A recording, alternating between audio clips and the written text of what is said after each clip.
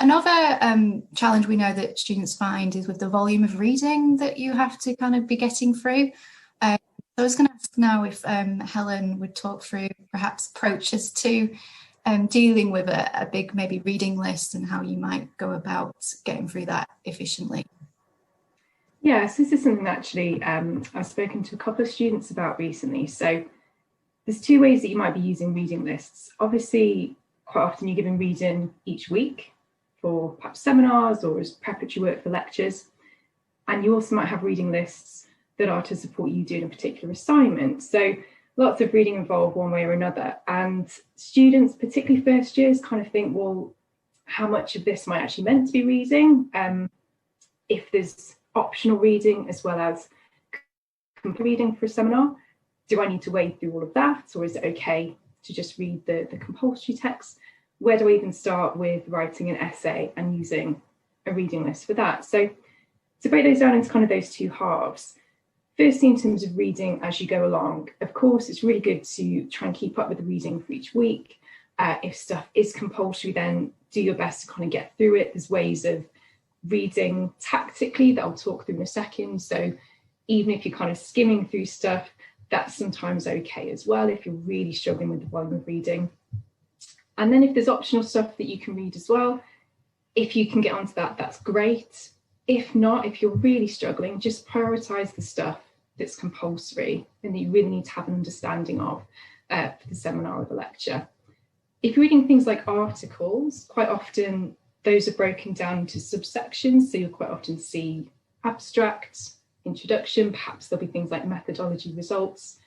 Again, to try and cut down that volume of text to wade through, it's okay to read the abstract, introduction, and perhaps discussion and conclusion. That'll quite often give you a flavour of what the overall argument is. And it might be that you don't have to really understand a really dense methodology section. You may be able to just kind of skim over that as long as you understand what the article's about. And then reading for assignments, again, quite often you might be presented with quite a long reading list and you might think, do I have to include all of this? Is this part of my task to read through all of these and then write about them? And again, it's kind of worth thinking tactically about this. So yes, some of the stuff on a reading list that's to support an essay or a piece of work might be really important. So some of it might be there because it's a key text and you're really expected to engage with that. More often than not, though, what the lecturers want to see is that you've done some of that reading, you've used the reading list, but you've used it as a kind of a way to jumpstart further reading. So perhaps read through some texts that look really relevant or really useful, but then you can always look at the references that text uses and then go to the library or search in databases to kind of find those references. Obviously, you can kind of think about keywords or key terms that are used in the text that you do read on the reading list, and then use those keywords to search the library catalogue. You won't really impress anyone if you've only used stuff from the reading list. So use it as a starting point and then try and go beyond that. That's lovely, Helen, thank you. Loads of useful tips there. Michael, I just wanted to see if you wanted to add anything. Yeah, just a couple of things. Firstly, I'd like to pick up Helen's point about using the reading list. Just the metaphor I'd use it is a springboard. It'll help you to take off and explore further reading. Your reading list is a starter. However, something to remember is if you were really pushed for time, don't go off and do too much exploration. If time is of the essence, then don't go too far outside the reading list and just read what's really important. The other thing I wanted to mention was the importance of note-taking.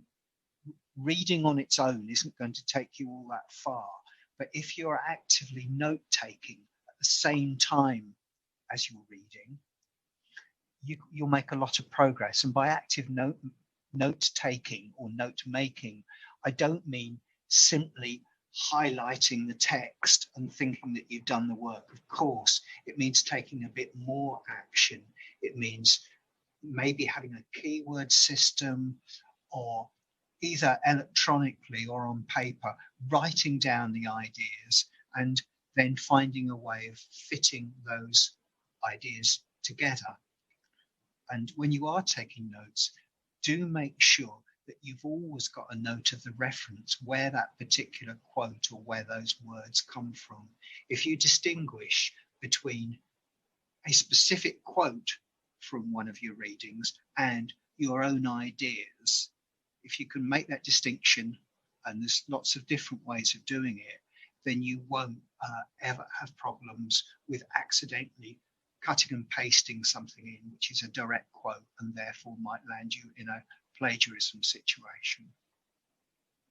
Okay, so there's just a couple of points about how note taking and good note taking skills relate to reading itself. That's lovely, thank you, Michael. And I think also just to think about pre-recorded lectures as well. So I know they might feel like they might be taking too much longer to do, but actually you don't need to write down everything verbatim. You just need to be selecting and getting the highlights. And also I think a good tip with pre-recorded is to try and go through the lecture in one go rather than pausing and stopping, because actually you'll get a good overview going through it once, and then you can go back and check anything that you're not sure about as well.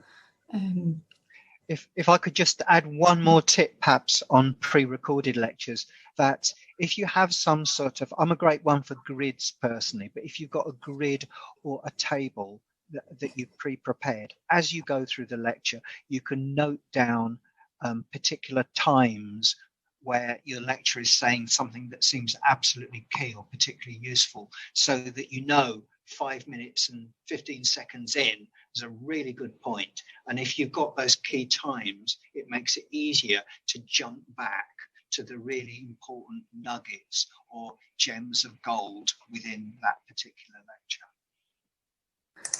That's good. That's a really good tip. Thanks, Michael.